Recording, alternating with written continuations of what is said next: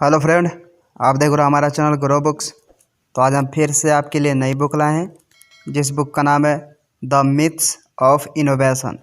इसका मतलब आइडिया और इनोवेशन का जन्म कहाँ से हुआ। इनका लेखक का नाम है स्कॉट बरकून। तो चलिए बुक को आपको दो लफ्ज़ों में बताते हैं। साल 2007 में रिलीज हुई किताब द मिथ्स ऑफ इनोवेशन उन मिसकंसेप्शन के ऊपर रोशनी डालती है जो कि एक सक्सेसफुल इनोवेटर बनने के लिए बताए जाते हैं। इस किताब में हालिया बिजनेस हिस्ट्री और आर्ट्स से भी रियल लाइफ एग्जाम्पल के द्वारा सही रास्ते के बारे में बताया गया है। यह बुक किसके लिए है?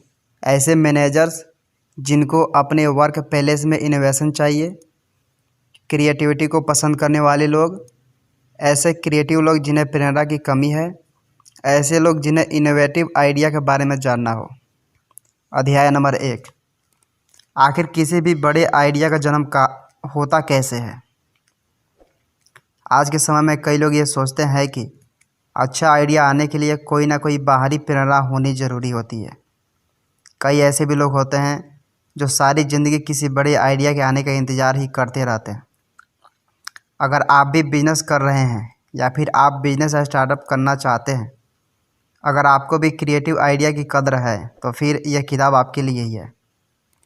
इस समरी को पढ़ने के बाद आपको पता चलेगा कि आखिर ग्रेट आइडिया को लेकर कितनी सारी गलतफहमी के शिकार लोग हो चुके हैं। इसी तरह आपको यह भी पता चलेगा कि इन्हीं गलतफहमी की वजह से लोग फ्रस्ट्रेट हो जाते हैं। इस किताब की यह समरी आपको सोचने के तरीके को ही बदल देगी। इस किताब को पढ़ने के बाद आप क्रिएटिव प्रोसेस को और ज़्यादा बेहतर तरीके से समझ पाएंगे। जब भी लोग किसी भी आर्टिस्ट के स्टूडियो में जाते हैं या फिर रिसर्चर की लैब में जाते हैं तो एक ही सवाल करते हैं कि वही सवाल ये होता है कि आपके आइडिया आते कहाँ से। ग्रेट आइडिया का स्टोरी जानने के लिए थ्योरी ऑफ ग्रेविटी के पास जाना होगा। जैसा कि सभी जानते हैं कि उस थ्योरी का आविष्कार न्यूटन ने किया था। तब उनके सर में सेब आकर गिरा था। उसे आप किस्मत भी कह सकते हैं। तो क्या आप ग्रेट आइडिया के पीछे किस्मत का हाथ होता है? आपको बताना चाहते हैं कि इस तरह के कयास लगाने पूरी तरह से गलत है। अच्छे आइडिया किस्मत के भरोसे नहीं आते हैं, उनके लिए कड़ी मेहनत और परिश्रम करना पड़ता है। इसी के साथ कई लोग ये भी सोचते हैं कि ग्रेट आइडिया सीधे भगवान के पास से आता है। ऐसा वो लोग सोचते हैं जिनके पास सही इस सवाल का जवाब नहीं होता है कि आखिर आइडिया डेवलप कैसे होता है। बहुत बार ऐसा भी देखा गया है कि इस सवाल को किस्मत और धर्म से भी जोड़ देते हैं। वो कहते हैं कि पेपर और कागज़ लेकर बैठने से बड़े आइडिया नहीं आते, ये तो किस्मत की बात होती है। इसी के साथ लोग ये भी बोलते हैं कि जो लोग भगवान की पूजा पाठ करते हैं उनके ऊपर वह खुश होकर सफलता की कुंजी के रूप में बड़े बड़े आइडिया देते हैं। लेकिन लेखक आपको बता देना चाहते हैं कि आपको इस तरह की बातों के ऊपर भरोसा नहीं करना है। आपको अपनी लगन और मेहनत के ऊपर भरोसा और विश्वास रखना है। लेखक आपसे बोलना चाहते हैं कि अगर आपको इस सवाल का जवाब जानना है तो फिर किसी भी ग्रेट आइडिया को फॉलो करने की कोशिश करिए। आपको ये देखने को मिलेगा कि बड़े बड़े आइडिया ऐसे ही नहीं बन जाते, बल्कि उनके पीछे कई सारे छोटे छोटे आइडियाज़ का योगदान होता है। ये बिल्कुल वैसे ही होता है जैसे कि आप घर बना रहे हो। जब कभी भी आप किसी भी इमारत के निर्माण करते हैं तो सबसे पहले उसकी नींव डाली जाती है, फिर दीवार बनती है और इसके बाद छत का काम शुरू होता है। ठीक इसी तरह ग्रेट आइडिया कॉन्सेप्ट भी काम करता है। इसी के साथ लेखक ये भी बताना चाहते हैं कि अगर आप न्यूटन के सेब को छोड़ दें तो आप देखेंगे कि कोई भी ग्रेट आइडिया पेड़ से आपके सर पर नहीं गिरता। उसके लिए अपने दिमाग के घोड़ों को एक्टिवेट करना पड़ता है। बहुत सारी मेहनत लगती है। किसी भी सफल बिजनेस के पीछे बस आइडिया ही नहीं होता, उस आइडिया को बड़ा करने के लिए कई मेहनत भी होती है। इसलिए अगर आपको सफल बनना है तो फिर मेहनत के लिए तैयार रहिए। अध्याय नंबर 2, आइडिया का निर्माण लगातार करते रहिए और उन्हें बड़ा होने के लिए समय भी दीजिए। आज के दौर में हर चीज़ सुविधा के अनुसार मिलने लगी है। ये देखा जाता है कि खरीदार को ज़्यादा मेहनत नहीं करनी पड़ती। पैसा दीजिए, आपको सब चीज़ें पूरी तरह से कंप्लीट मिलेगी। भले ही वो हॉलीडे का पंकेज हो या फिर पैकेज फूड हो, सभी चीज़ एकदम रेडीमेड तैयार मिलती है। इस कल्चर के फ़ायदे बहुत से होंगे लेकिन नुकसान भी भारी है। अब लोग ना तो मेहनत करना चाहते और ना ही दिमाग लगाना चाहते। सब सोचते हैं कि उनके पास ग्रेट आइडिया भी गिफ्ट में पैक होकर आ जाएगा। कोई आकर बोलेगा कि ये लीजिए साहब, इस पैकेट में आपके लिए $1,000,000 आइडिया है। लेकिन आपको पता होना चाहिए कि आपके पास ऐसा कुछ भी नहीं होने वाला है। लेखक बताते हैं कि इस तरह की बिलीव करना भी खुद को धोखा देना है। ये भी एक तरह की मिथ ऑफ इन्वेशन है। नए आइडिया को जन्म के बाद से ही माहौल देना पड़ता है जहाँ पर वो बड़ा होता है। आपको उसके ऊपर कई सारे काम करने पड़ते हैं, जैसे कि आपको अपने नए आइडिया के ऊपर जमकर रिसर्च करनी पड़ती है। आजकल लोगों के अंदर आइडिया डिस्ट्रॉइंग बिहेवियर आ गया है। इसके पीछे का कारण यही है कि लोगों को शुरुआत से ही परफेक्शन चाहिए होता है, लेकिन ये एटीट्यूड पूरी तरह से गलत है। लेकिन आपको समझाना चाहिए कि ऑटोमोबाइल इन्वेंटर हेनरी फोर्ड को भी पहली बार में सफलता नहीं मिली थी। इसलिए अगर आपको भी असफलता से रूबरू होना पड़ रहा है तो घबराने की बात नहीं है। हर सफल आदमी को अपनी ज़िंदगी में एक बार नहीं कई बार असफल होना पड़ता है। असफल के बाद ही सफलता के रास्ते खुलते हैं। ग्रेट आइडिया, जैसे कि नाम में ही ग्रेट लगा हुआ है, इसका मतलब महान आइडिया। ग्रेट आइडिया कभी भी आसानी से और आराम से नहीं आते हैं, उसके लिए बहुत बड़ी मेहनत करनी पड़ती है। इसलिए अगर आपको भी अपने आइडिया के लिए इंतज़ार और मेहनत करना पड़ रही है तो फिर घबराइए बिल्कुल भी नहीं।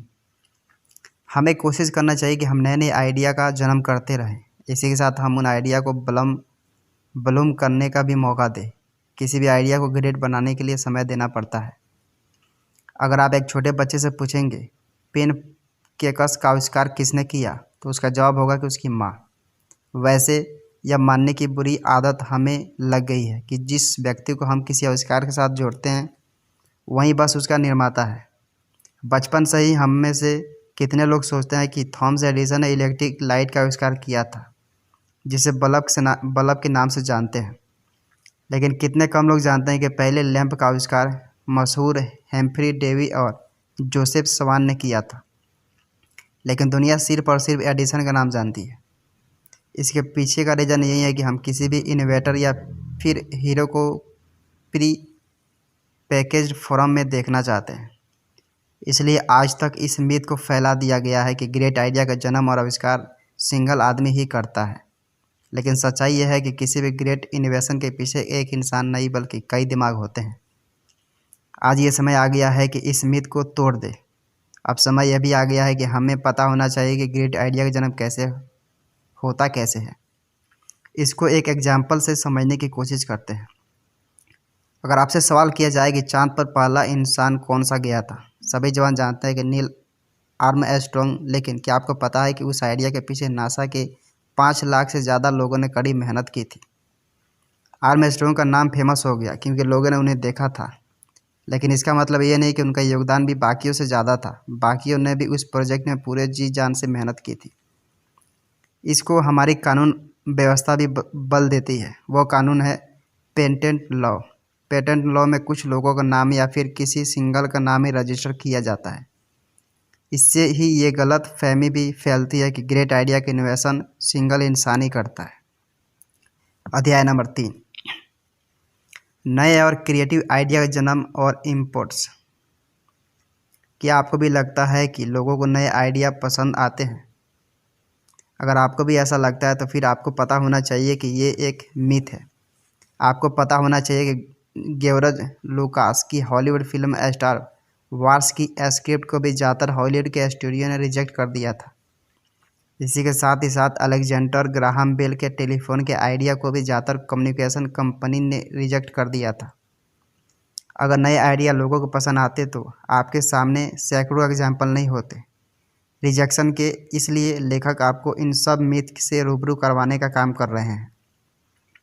ऊपर पढ़कर यह भी पता चलता है कि भले ही आपका नया आइडिया कैसा भी हो, कितना भी अच्छा क्यों ना हो, लोगों की आदत ही होती है कि वो नई चीज़ों को रिजेक्ट करने की। इसलिए अगर कभी आपका भी आइडिया रिजेक्ट होता है तो फिर आपको निराश होने की ज़रूरत नहीं है। इसी के साथ कई रिसर्च ये भी बताते हैं कि इंसान सबसे ज़्यादा स्ट्रेस में तब होता है जब उसका प्यार उससे दूर हो जाता है या फिर उसका तलाक होता है। या फिर उसको जब छूट जाती है या फिर उसको जॉब छूट जाती है। ऐसा इसलिए होता है क्योंकि इसी समय इंसान अपने जीवन में बड़े बदलाव फेस कर रहा होता है। लेखक इसलिए सुझाव देते हैं कि छोटी शुरुआत करने की आदत डाल लीजिए। अगर आपकी शुरुआत छोटी है तो भी कोई बड़ी मुश्किल की बात नहीं है। याद रखिए कि बड़े बड़े आइडिया की शुरुआत छोटी से ही होती है। क्या आपने कभी सोचा है कि क्या होता अगर स्टीफन हॉकिंग किसी ऐसे बॉस के अंदर काम करते जो उनसे डेली रिपोर्ट मांगता, या फिर किसी ऐसे बॉस के अंदर काम करते जो उनको इनोवेशन का क्या होता। आज के दौर के मॉडर्न वर्क प्लेस में इनोवेशन की जगह लगातार कम होती जा रही है। इसके पीछे का कारण यह है कि कर्मचारी के ऊपर टारगेट का प्रेशर होता है। इसी के साथ उनके ऊपर एक ऐसा मैनेजर भी होता है जिसे इनोवेशन पसंद नहीं होते। तो फिर हम मॉडर्न वर्क प्लेस में इनोवेशन की उम्मीद कैसे कर सकते हैं? यहाँ तक कि हम जानते हैं कि कोई भी इंसान फ्यूचर को प्रिडिक्ट नहीं कर सकता, लेकिन जब भी हम किसी आइडिया को अपने बॉस के सामने पेश करते हैं हम इस सच्चाई को भूल जाते हैं। इसी के साथ ये भी देखा जाता है कि कई बॉस के अंदर सुपीरियरिटी कॉम्प्लेक्स रहता है। वो सोचते हैं कि उन्हें आइडिया के बारे में सब कुछ पता है। मैनेजर्स को पता भी नहीं चलता कि वो कब अपने इस एटीट्यूड के कारण नए इनोवेशन के दुश्मन बन जाते हैं। तो फिर अगर आपके मैनेजर को भी आपका आइडिया पसंद नहीं आया है, इसी के साथ अगर उसने ये भी बोल दिया है कि ये आइडिया फ्लॉप है, तो भी आप उसकी बात मत मानिए। आप अपनी रिसर्च के ऊपर भरोसा रखिए। अगर आपकी रिसर्च में कमी है तो फिर उस रिसर्च को बढ़ा दीजिए। अपने और अपने आइडिया के ऊपर भरोसा रखिए। अगर आपके अंदर मेहनत करने का भरोसा है तो फिर आपका आइडिया भी सफल हो सकता है।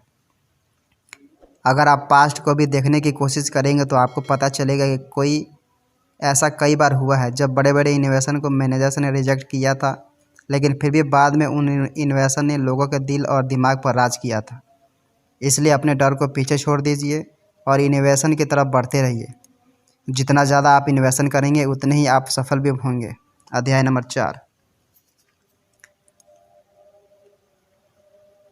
हमेशा अपने नज़रिए को बड़ा रखिए। क्या आप सोचते हैं कि अगर आपके पास ग्रेट आइडिया है तो फिर उसे कस्टमर पसंद भी करेंगे? ऐसा कोई लोग कहते हैं कि अच्छे प्रोडक्ट को बेचने की ज़रूरत नहीं पड़ती। यहाँ पर लेखक ये बता देना चाहते हैं कि यह भी एक मिथ है जिसे लोग सच मानकर बैठे हुए हैं। इसी के साथ लेखक ये भी बताते हैं कि इसी मिथ के कारण आज के समय कई अच्छे स्टार्टअप खराब मार्केटिंग के कारण फ्लॉप हो जाते हैं। इसलिए आपको समझना चाहिए कि भले ही आपके प्रोडक्ट में दम है, लेकिन कस्टमर को ये भी पता चलना चाहिए कि और कस्टमर को ये पता कैसे चलेगा? किसी भी प्रोडक्ट के बारे में टारगेटेड कस्टमर को तभी पता चलेगा जब उसकी मार्केटिंग अच्छे से होगी। इसलिए अगर आप एक अच्छा स्टार्टअप करते हैं तो फिर उसकी ब्रांडिंग और मार्केटिंग भी इनोवेटिव होनी चाहिए। आज के दौर में यह भी समझना चाहिए कि टेक्नोलॉजी का महत्व बहुत ज़्यादा बढ़ चुका है। इसलिए अगर आप आज के समय में बिजनेस करना चाहते हैं तो फिर आपको टेक्नोलॉजी का सही इस्तेमाल करने भी आने चाहिए। इसलिए अपने बिजनेस के लिए सही टेक्निक का यूज करना सीखिए। सफल होने के लिए छोटे छोटे कदमों से बड़े बड़े आइडिया का निर्माण करिए, फिर उसके लिए सही दिशा में कदम उठाइए। कुल मिलाकर अच्छे आइडिया के लिए बड़ी प्रेरणा की ज़रूरत नहीं बल्कि अच्छी लगन और मेहनत की होती है। इसलिए अपना अप्रोच हमेशा फ्यूचर की तरफ रखने की कोशिश करिए। कभी भी किसी बड़े आइडिया का इंतज़ार मत करिएगा, बल्कि छोटे छोटे आइडिया को पैदा करते रहिए। जब लोग आपके आइडिया के ऊपर काम करने लगते हैं तभी इनोवेशन का जन्म होता है। अपनी सोच को रियलिटी में बदलने के लिए आपको मार्केटिंग के महत्व को समझना ही पड़ेगा। इसलिए बिजनेस के हर सूत्र को समझने के लिए आपको रिसर्च भी अच्छी होनी चाहिए।